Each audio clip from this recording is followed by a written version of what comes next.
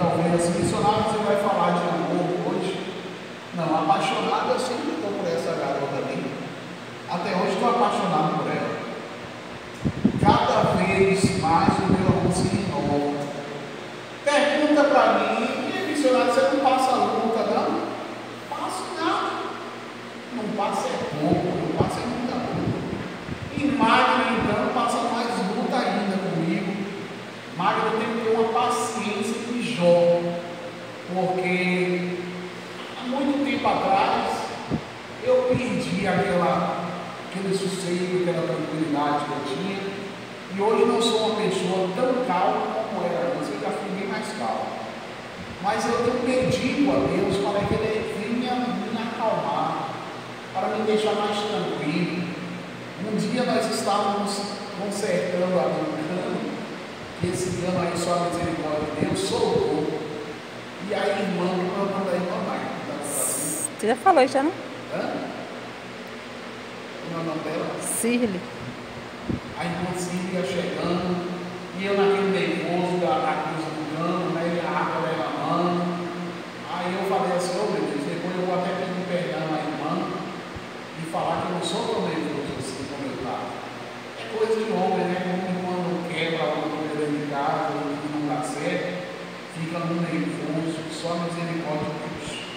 Mas, irmãos, Deus criou o universo perfeito. Deus criou a terra perfeita.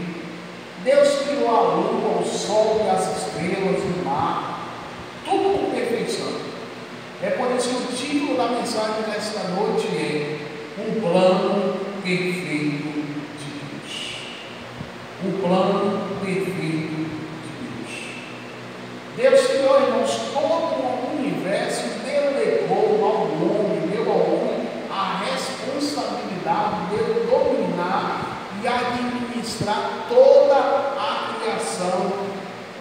O homem, na realidade, ele foi criado para dominar e para reinar, porque Deus criou e depois de ter acabado toda a sua criação no sexto dia, quando tudo já estava criado, ele disse: eis que tudo é muito bom, porque ele citou lá no livro de Gênesis, capítulo de número 1, versículo de número 31, o próprio Deus falou: eis que tudo que eu fiz é muito bom.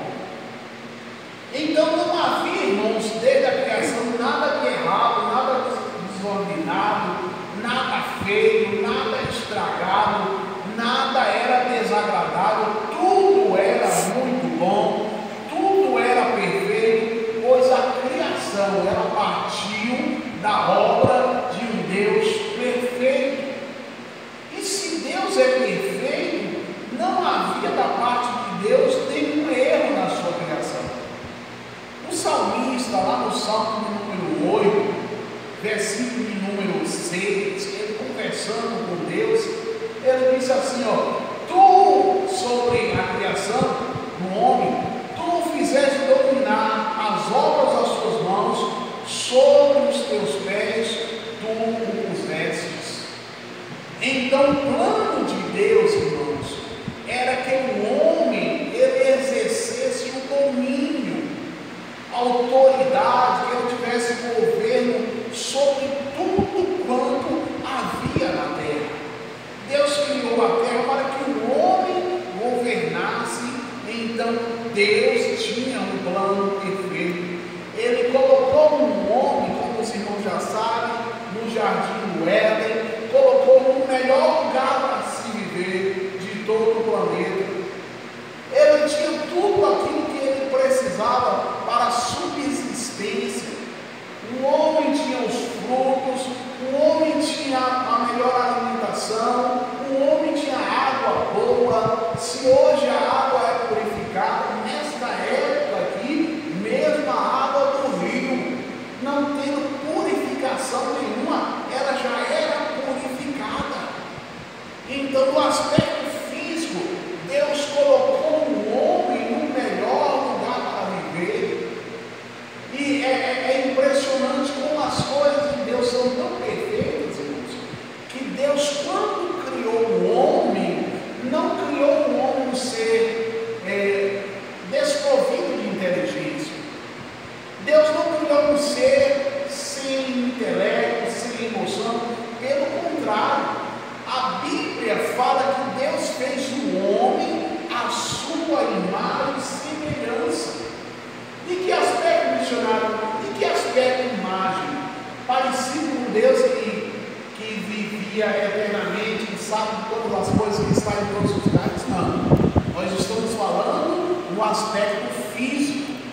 no aspecto emocional. Nenhum outro sermos foi criado com essas características. Deus compartilhou com o homem algumas das suas características, como por exemplo, a moralidade, a capacidade de raciocínio, porque o homem por si só já é inteligente, uma capacidade de raciocínio, de criar, de se tomar decisões, de manter a comunhão com o seu Criador. Então Deus fez tudo isso e Ele concedeu ao homem a satisfação, não só emocional, mas também espiritual. Quer dizer, Deus fez um homem que até esse momento tinha perfeição, era perfeito, porque ele era, na realidade, o resultado da comunhão com o seu Criador. Então nós entendemos que Ele concedeu ao homem todas, mas todas as habilidades, tudo que o homem precisava para ser. Viagem no caminho que hoje nos ordenam para seguir outros deuses que não conhecem. Então você pode perceber que se você toma algumas decisões erradas e você quebra a cara no popular, é porque você está fazendo isso de uma forma consciente. Então o homem no jardim do Éden, e foi a pregação da quarta-feira, não foi? Quarta-feira, ele tomou a decisão errada. Ele decidiu pecar, traiu a Deus, negou o seu maravilhoso plano. Por isso vemos aí hoje tanta violência, tanta desunião entre as pessoas. Estão guerras, Israel e o Hamas aí um atacando o outro, doenças, fome, falta de esperança por conta das decisões erradas. Mas como eu falei, não foi só Adão que tomou as decisões erradas. Não foi só Adão e Eva que pecou. Todos nós, eu e você pecamos. Eu e você pecamos.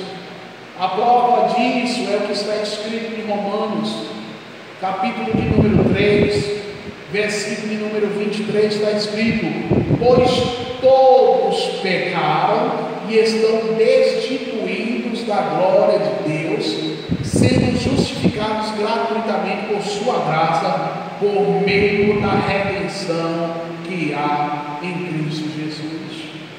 A gente tem a mania de ficar jogando em Adão e Eva, especialmente em Eva, né? A culpa pelos pecados. Não, foi Eva que pecou. Eva não devia ter comido da fruta da árvore da vida. Adão não podia ter deixado Eva sozinha. A serpente, aquela irresponsável, não podia ter enganado Adão e Eva.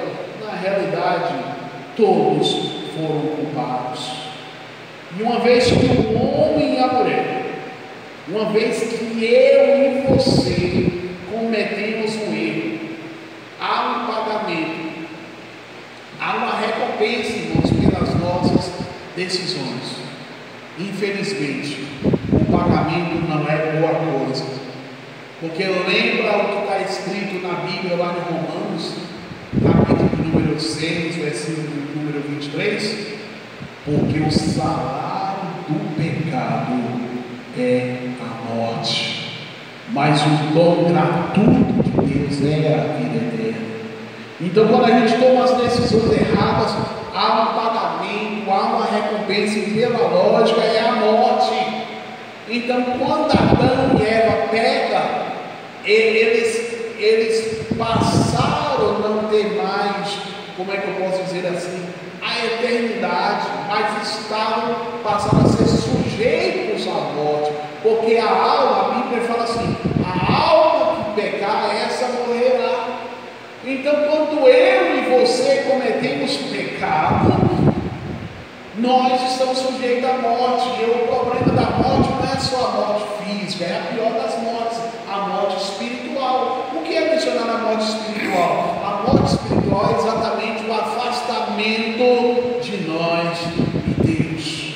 A Bíblia fala, irmãos, que os nossos pecados fazem separação separação entre nós e o nosso Deus. Mas lembra o título da mensagem dessa noite? Qual é? Tem a ver com perfeição. O plano perfeito de Deus. O plano perfeito de Deus. Então Deus tem um plano perfeito para o homem. Infelizmente muitos vivem aí fora na contramão do que Deus planejou. O homem tinha pecado, então Deus planejou agora. O homem que pecasse, esse deveria morrer. A alma que pecasse deveria morrer. Foi ou não foi? Só que Deus providenciou um escape. Deus não nos abandonou. Coloque uma coisa no seu coração: Deus nunca vai abandonar você. Põe a mão no seu coração e diga com você mesmo: